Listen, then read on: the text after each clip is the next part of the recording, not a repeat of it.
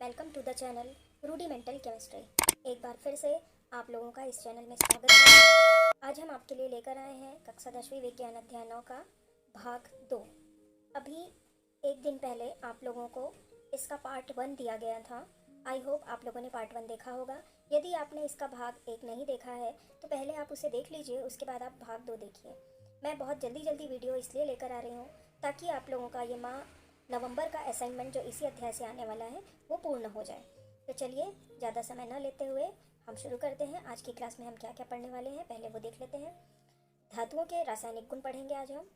धातुओं की प्राप्ति, छत्तीसगढ़ के प्रमुख खनिज और उनका वितरण और धातु कर्म का एक संक्षिप्त परिचय। तो सबसे पहले हम देखते हैं धातुओं के रासायनिक गुण।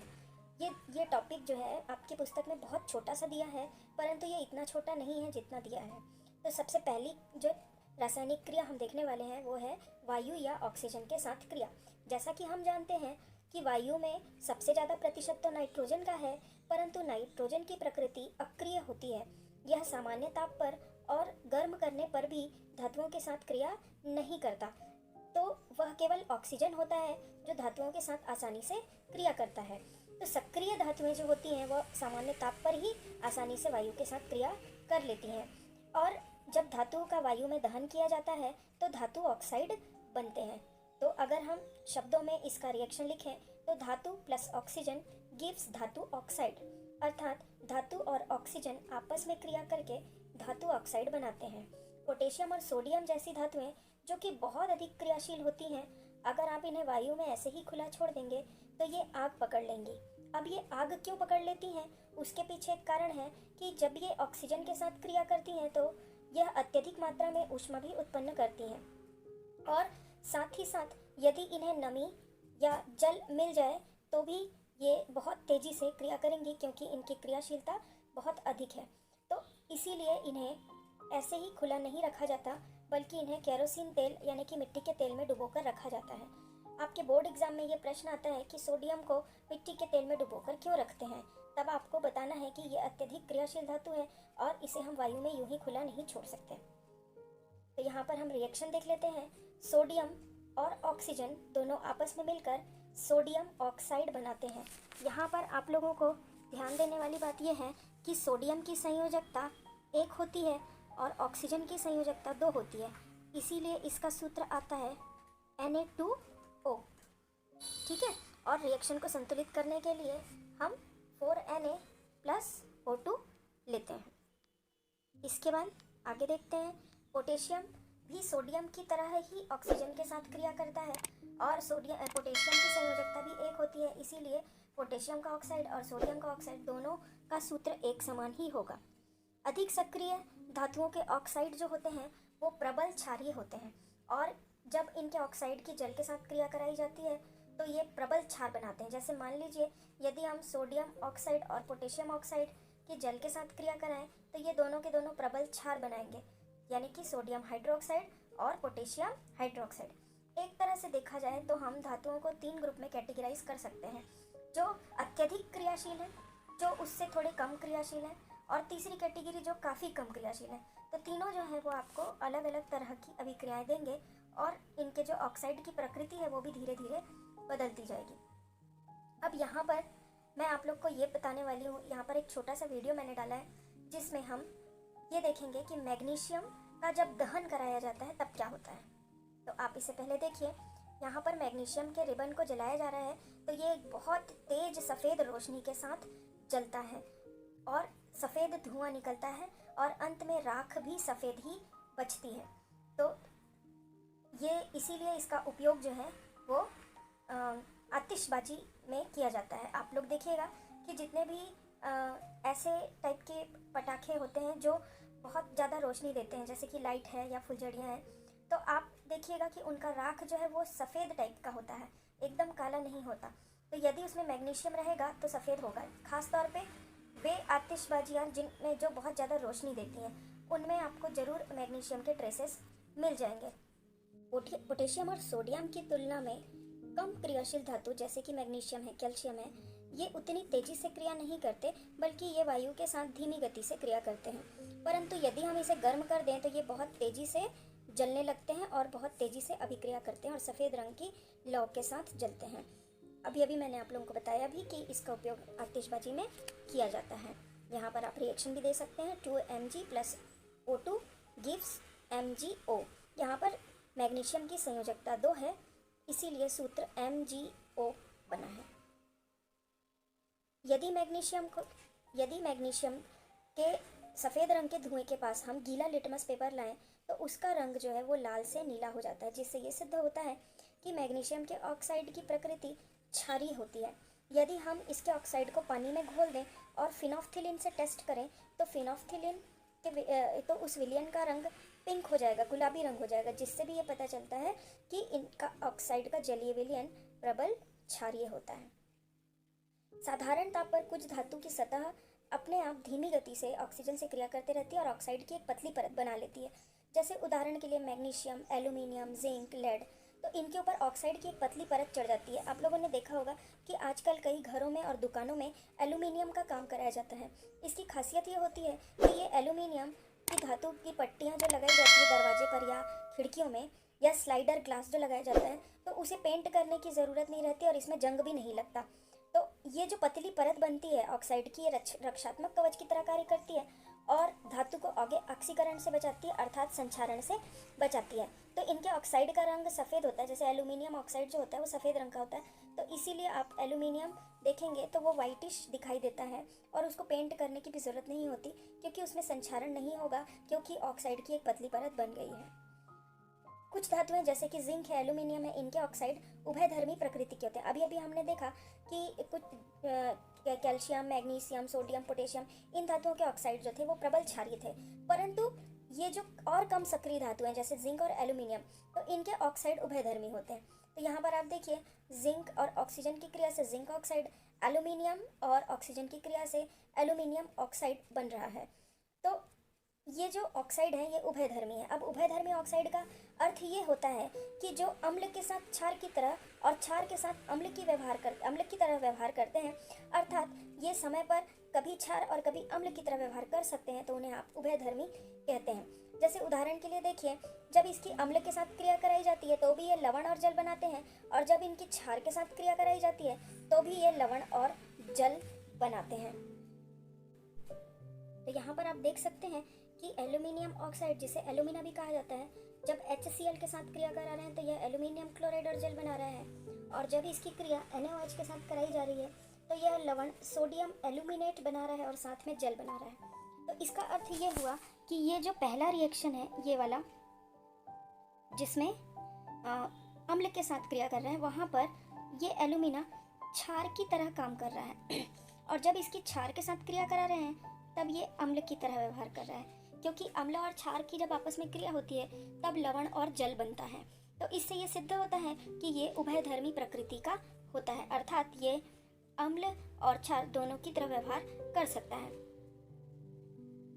कॉपर को जब हम वायु की उपस्थिति में गर्म करते हैं तो कॉपर 2 ऑक्साइड बनता है, जो कि एक काला ऑक्साइड है। इसीलिए आप देखेंगे कि जो कॉपर के सिक्के या कॉपर के बर्तन होते हैं तांबे के, वो काले पड़ जाते हैं, क्योंकि वहाँ पर ऑक्सीजन के साथ क्रिया होती है Cu2O, अर्थात कॉपर ऑक्साइड का निर्माण होता है। जबकि सोना, प्लेटिनम जैसी अक्रिय धातुएं उच्च ताप पर भी ऑक्सीजन से क्रिया नहीं करती, ऑक्साइड नहीं बनाती, और तांबे के बर्तन वगैरह जो हैं वो इसी क्रिया के कारण बड़ी जल्दी काले पड़ जाते हैं। और जब इन्हें अम्ल से साफ किया जाता है, कोई भी अम्ल, चाहे इमली हो, नींबू हो या दही हो, जब आप उससे साफ करते हैं इसे, तो उस स्थिति में यह बिल्कुल अलग कलर का हो जाता है, शुद्ध तांबे, क्योंकि ऊपरी परत जो है वो बाहर निकल आती है। इसके बाद धातुओं की जल के साथ क्रिया देख लेते हैं। धातु और जल आपस में क्रिया करके हाइड्रोक्साइड अर्थात क्षार और हाइड्रोजन गैस और ऊष्मा उत्पन्न करते हैं। अधिक क्रियाशील धातु ठंडे जल में भी आसानी से क्रिया कर लेती हैं और धात्विक हाइड्रोक्साइड हाइड्रोजन गैस और अधिक मात्रा में ऊष्मा उत्पन्न करती है। जैसे कि सोडियम, पोटेशियम, लिथियम, ये सभी जो है अत्यंत क्रियाशील होती हैं, और जैसे ही इनमें आपको गर्म पानी की भी जरूरत नहीं पड़ती, सामान्य तापमान वाला जल, ठंडा जल भी इसके ऊपर डाला जाता है, तो यह अत्यंत तीव्रता से क्रिया करते हैं, और ये इतनी तेजी से क्रिया करते हैं कि यहाँ पर अभी आग लग जाती है, क्योंकि ऊष्मा बहुत ज़्यादा मात्रा में निकलती है और जो हाइड्रोजन गैस निकली है वह भी ज्वलनशील होती है, तो इसीलिए यहाँ पर आग लग जाता है। यहाँ पर आप रिएक्शन देख सकते हैं, सोडियम प्लस H2O आपस में मिलकर NaOH हाइड्रोजन और ऊष्मा उत्पन्न कर रहे हैं। और मैग्नीशियम जैसी कम क्रियाशील धातु जो होती है ये ठंडे जल के साथ क्रिया तो करती हैं, परंतु बहुत धीमी गति से करती हैं, और गर्म जल के साथ ये बहुत तेजी से क्रिया करती हैं। यह भी हाइड्रोक्साइड और हाइड्रोजन गैस बनाती हैं। यहाँ पर आप रिएक्शन देख सकते हैं, मैग्नीशियम हाइड्रोक्साइड और हाइड्रोजन गैस मुक्त हो रही है, कैल्शियम के साथ भी कैल्शियम हाइड्रोक्साइड और हाइड्रोजन गैस मुक्त हो रही है, परंतु ये धीमी क्रियाएं होती हैं। और भी कम क्रियाशील धातु जैसे एल्यूमिनियम, जिंक, लोहा, ये ना तो ठंडे जल के साथ क्रिया करते हैं और ना ही गर्म जल के साथ, बल्कि ये भाप अर्थात जल वाष्प के साथ क्रिया करते हैं, और कभी कभी उत्प्रेरक की उपस्थिति रहे तो ये अभिक्रिया थोड़ी तेजी से हो सकती है।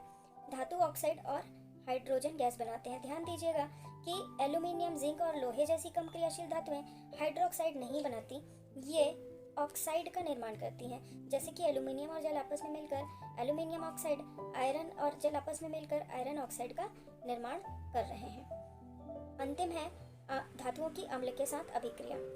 धातु के साथ अम्ल की अभिक्रिया होने पर प्रायः हाइड्रोजन गैस उत्पन्न होती है, और गैस की उपस्थिति की जांच करने के लिए यहाँ पर जलती हुई माचिस की तीली लाई जाती है, तो यहाँ पे पॉपअप की ध्वनि होती है। जैसे कोई जब हम आतिशबाजी करते हैं तो जिस टाइप की आवाज़ आती है, वैसे ही काफ़ी धीमी गति से पॉपअप की ध्वनि सुनाई देती है, और ये जो माचिस की तीली है वो और तेज़ी से जलने लगती है, जिससे ये पता चलता है कि हाइड्रोजन गैस उत्पन्न हो रही है। जैसे मैग्नीशियम में HCl डालें या जिंक में HCl डालें, HCl की जगह हम सल्फ्यूरिक अम्ल भी ले सकते हैं, H2SO4, सब में हाइड्रोजन गैस उत्पन्न होगी।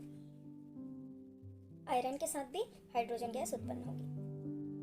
सभी धातुएं एक ही प्रकार की क्रियाएं नहीं देती अम्ल से। ये कम क्रियाशील धातु, अधिक क्रियाशील धातु, ये सब अलग अलग प्रकार की क्रिया देते हैं और अलग अलग प्रोडक्ट देते हैं। जैसे तांबा जो है वो सांद्र नाइट्रिक अम्ल के साथ जब क्रिया करता है तो यह हाइड्रोजन गैस नहीं देता, बल्कि ये कॉपर नाइट्रेट लवण बनाता है और नाइट्रोजन डाइऑक्साइड गैस और साथ में जल बनाता है।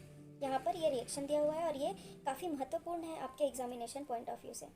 एक और प्रश्न पूछा जाता है कि अम्लराज किसे कहते हैं, तो ये आपको याद रखना चाहिए कि 3 भाग सांद्र HCl हाइड्रोक्लोरिक अम्ल और 1 भाग सांद्र नाइट्रिक अम्ल HNO3, जब दोनों को मिला दिया जाता है तब जो मिश्रण बनता है, जो विलयन प्राप्त होता है, उसे अम्लराज कहते हैं। और अम्लराज ही वह रसायन है जिसमें सोना और प्लेटिनम जैसी अमूल्य धातुएं भी घुल जाती हैं। धातुओं की प्राप्ति, धातुएं प्रायः मिश्रित रूप में पाई जाती हैं, परंतु बहुत कम, कभी कभी ये स्वतंत्र अर्थात मुक्त अवस्था में भी मिलती हैं। तो मुक्त अवस्था में आपको केवल वही धातुएं मिलेंगी जो कि बहुत कम क्रियाशील होंगी। बाकी सभी धातुएं प्रकृति में आपको यौगिक के रूप में यानी कि कंबाइन फॉर्म में मिलने वाली हैं। तो जो धातुएं कम क्रियाशील होती हैं वो ऑक्सीजन, नमी और अन्य रासायनिक अभिकर्मक के साथ कोई बंधुता नहीं दर्शाती, अर्थात कोई क्रिया नहीं करती, इसीलिए ये मुक्त अवस्था में प्राप्त हो सकती हैं। परंतु अधिकतर धातुएं बहुत क्रियाशील होती हैं और यह मिश्रित अवस्था यानी कि यौगिक के रूप में पाई जाती हैं। और पृथ्वी पर पाए जाने वाले जिन प्राकृतिक पदार्थों से इन धातुओं की प्राप्ति होती है उन्हें हम खनिज कहते हैं। और जो खनिज है उसका जो एक निश्चित फार्मूला होता है, निश्चित संगठन होता है। ये एकल यौगिक या जटिल यौगिक के रूप में मिलते हैं, अर्थात इसमें कोई एक यौगिक भी हो सकता है और एक से अधिक यौगिक भी कंबाइंड फॉर्म में हो सकते हैं। और ऐसे खनिज जिनसे हम बड़ी आसानी से और आर्थिक दृष्टि से लाभदायक तरीके से धातु को निष्कर्षित कर सकते हैं, उन्हें हम अयस्क कहते हैं। तो इस प्रकार से सभी अयस्क जो हैं वो खनिज होते हैं, परंतु सभी खनिज अयस्क नहीं हो सकते। अर्थात मान लीजिए आपको कोई ऐसा खनिज मिलता है जिसमें धातु मौजूद तो है परंतु वह बहुत कम मात्रा में है, या फिर उसमें से धातु का निष्कर्षण करना बहुत महंगा है, तो वह अयस्क नहीं कहलाएगा। ये प्रश्न बोर्ड एग्जाम में पूछा जाता है कि कैसे सभी अयस्क खनिज होते हैं परंतु सभी खनिज अयस्क नहीं होते, या ये भी प्रश्न आता है कि खनिज और अयस्क में अंतर स्पष्ट कीजिए। धातुओं के अयस्क कई प्रकार के हो सकते हैं, जैसे प्रायः अयस्क जो है वो ऑक्साइड, कार्बोनेट या सल्फेट प्रकार के होते हैं। जैसे लोहे का अयस्क हेमेटाइट ऑक्साइड के रूप में मिलता है, ऐसे ही मैग्नेटाइट भी ऑक्साइड के रूप में मिलता है। बॉक्साइड जो है वो आयरन का एल्यूमिनियम का अयस्क है जो कि ऑक्साइड के रूप में मिल रहा है, और ऐसे ही कैसिटेराइट जो है वो टिन का अयस्क है जो कि ऑक्साइड के रूप में मौजूद होता है। कार्बोनेट अयस्क भी होते हैं, जैसे चूना पत्थर कैल्शियम के लिए, कैलामाइन जिंक के लिए, डोलोमाइट मैग्नीशियम और कैल्शियम के लिए। इसी प्रकार आयरन पायराइट एक सल्फाइड अयस्क है और इसका उपयोग धातु आयरन के निष्कर्षण के लिए किया जाता है। कॉपर पायरिटीज में आयरन और कॉपर दोनों मौजूद हैं, परंतु इसका प्रयोग प्रायः कॉपर के निष्कर्षण के लिए किया जाता है। इसी प्रकार कैल्शियम का अयस्क जिप्सम, जो कि एक सल्फेट अयस्क है। छत्तीसगढ़ में पाए जाने वाले प्रमुख खनिज इस प्रकार से हैं। यह आपकी पुस्तक में दिया भी हुआ है और कई बार इसमें से क्वेश्चन भी आते हैं। इसमें से आपको पता होना चाहिए कि हेमेटाइट किन किन जिलों में पाया जाता है। तो हेमेटाइट जो कि एक आयरन का अयस्क है, दंतेवाड़ा, बस्तर, कांकेर, नारायणपुर, रायपुर, कबीरधाम में पाया जाता है। इन सब में काफ़ी इंपॉर्टेंट है अलेक्जेंड्राइट, क्योंकि यह केवल रायपुर के देवभोग में पाया जाता है। ऐसे ही कोरंडम जो कि दंतेवाड़ा में मिलता है, और सोना रायपुर, कांकेर, रायगढ़, महासमुंद, बस्तर आदि में पाया जाता है। तो ये आप अपनी पुस्तक से भी रेफर कर सकते हैं, और कुछ अयस्क और कुछ जिलों के नाम आप लोगों को ज़रूर याद होने चाहिए। धातु कर्म किसे कहते हैं ये जान लेते हैं। धातुओं को उनके अयस्कों से शुद्धावस्था में प्राप्त करना धातु निष्कर्षण कहलाता है, और इसकी जितनी भी रासायनिक अभिक्रियाएं होती हैं उनके विभिन्न पदों का अध्ययन करना, इन दोनों को एक साथ हम धातु कर्म कहते हैं। और धातु कर्म के 3 चरण होते हैं। सबसे पहले होता है अयस्क का सांद्रण करना, फिर होता है धातु का निष्कर्षण करना, और लास्ट में किया जाता है धातु का शुद्धिकरण।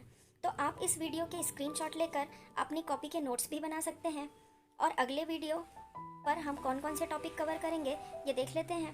अयस्क के सांद्रण की विधियां पढ़ेंगे, जिसमें गुरुत्वीय पृथक्करण विधि, चुंबकीय पृथक्करण विधि और झाग उत्प्लावन विधि होगी। और धातुओं का निष्कर्षण, जिसके अंतर्गत हम भर्जन, निस्तापन, प्रगलन, अपचयन, इन सब के बारे में डिस्कस करेंगे। आई होप आज का वीडियो आप लोगों के लिए काफ़ी यूज़फुल होगा।